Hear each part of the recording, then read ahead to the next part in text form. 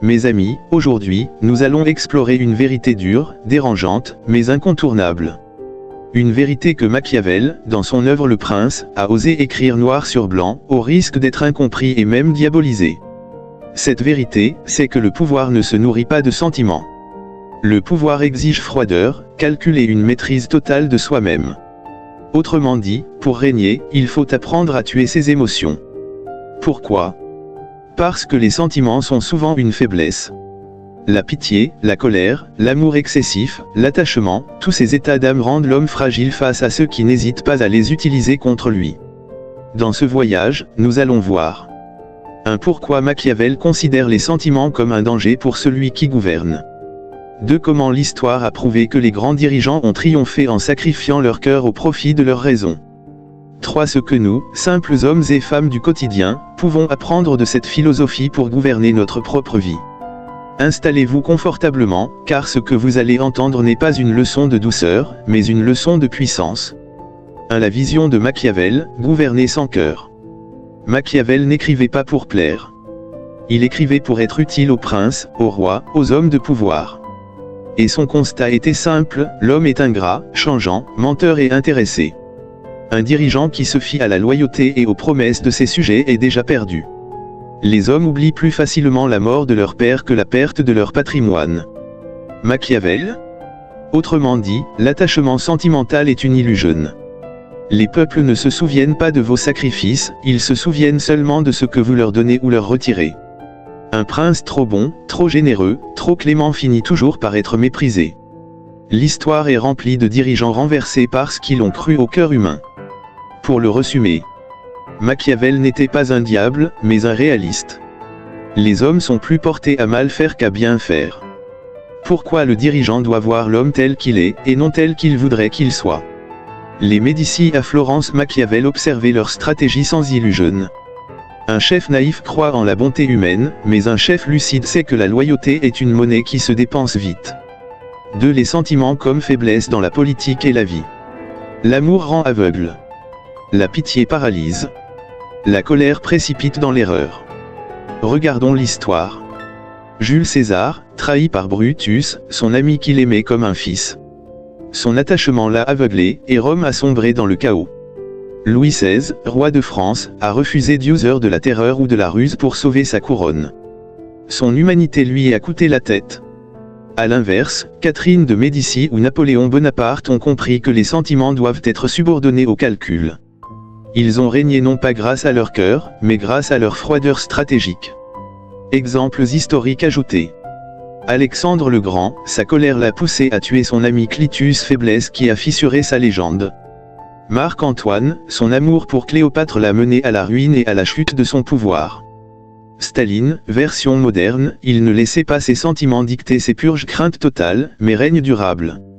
Conclusion intermédiaire, chaque émotion est une faille que l'ennemi peut exploiter.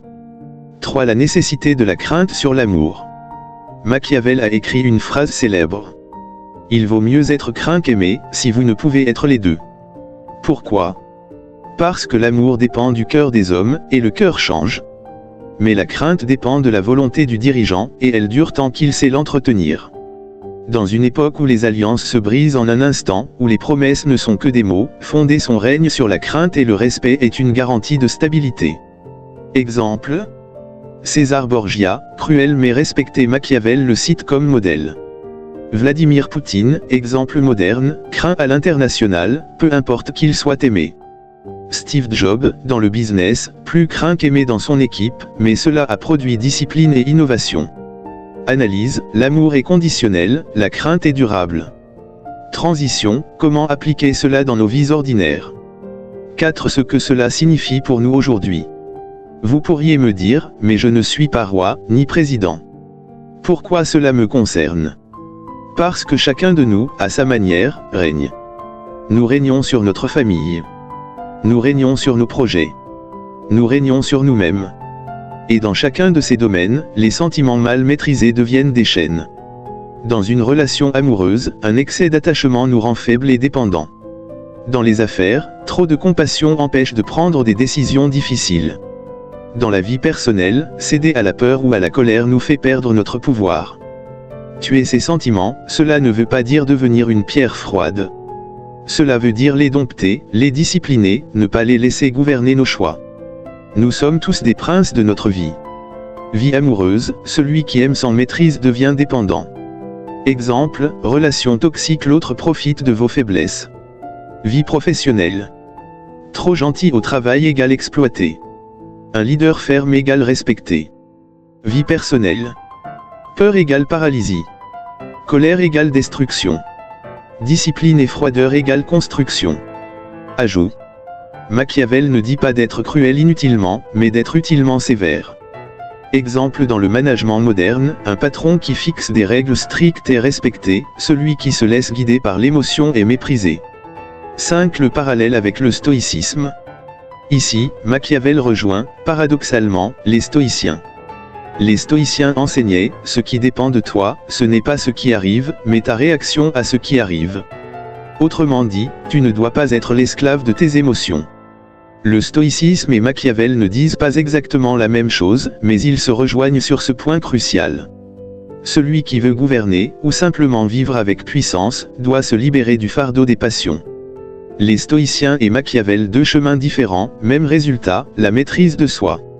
Exemple stoïcien, Marc Aurèle, empereur philosophe, a régné non pas par la pitié, mais par la raison et la discipline intérieure. Idée clé. Le stoïcisme dit, ne laisse pas les événements te troubler. Machiavel dit, ne laisse pas les hommes manipuler tes émotions. Enseignement universel, le pouvoir véritable commence par soi-même. 6. Leçon pratique. Comment tuer ses sentiments sans devenir inhumain. 1. Observer ses émotions comme un stratège. 2. Décider rationnellement avant de réagir. 3. Accepter de paraître froid plutôt que faible. 4. Ne jamais montrer toutes ses émotions à autrui, principe de dissimulation machiavélienne. Exemple moderne, dans une négociation, celui qui garde son calme gagne toujours contre celui qui s'emporte. Mes amis, souvenez-vous de ceci. Le cœur est précieux dans la vie privée, mais il est un danger dans la sphère du pouvoir. Machiavel ne nous appelle pas à être cruel gratuitement, mais à être lucide. Un dirigeant qui veut durer doit savoir tuer ses sentiments quand ils l'empêchent de voir clair. Et vous, dans votre propre existence, vous devez apprendre à faire de même. Choisir la raison quand le cœur vous pousse vers l'erreur. Choisir la discipline quand l'émotion vous attire vers la faiblesse. C'est le prix de la liberté. C'est le prix de la grandeur. Résumé. Les sentiments, chaînes invisibles. La raison, clé de la liberté. Machiavel et les stoïciens, alliés inattendus. Message final aux spectateurs. La vie est une couronne. Soit tu les portes avec discipline, soit tu la perds par faiblesse. Qui règne par le cœur devient esclave.